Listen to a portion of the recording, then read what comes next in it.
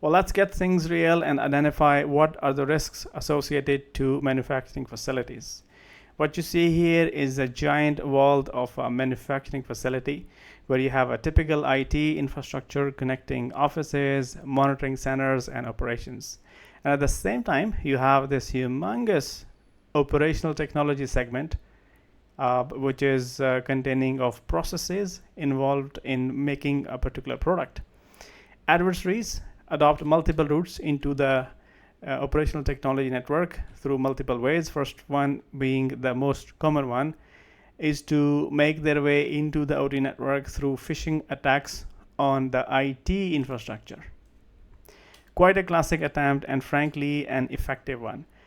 The other attack methods involve launching a compromise from inside through removable USB media, which is essentially leveraging human error sometimes, and by far this is also an extremely successful one. No matter how strong are the domain controls, USB media usage is extremely hard to control. The next open avenue is a misconfiguration situation in the network, which is also a very common sight. Combined with all these negligences, we often see some of the infected firmwares in the network, which is part of the supply chain sometimes.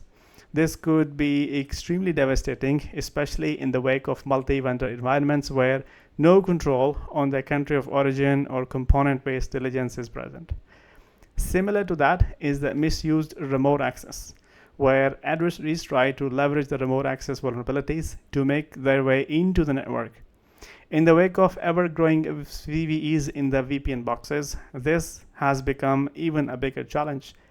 Due to weaknesses in the VPN infrastructure sometimes, the firewalls and gateways are essentially facilitator of access bypass instead of being the protector against it.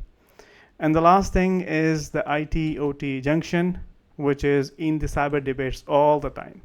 The IT-OT connectivity, if it's not secured properly, opens a whole lot of avenue for compromises to creep from the internet side or IT side towards the OT infrastructure.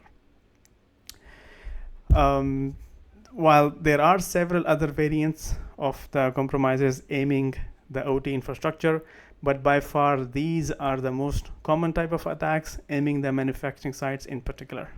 Thank you.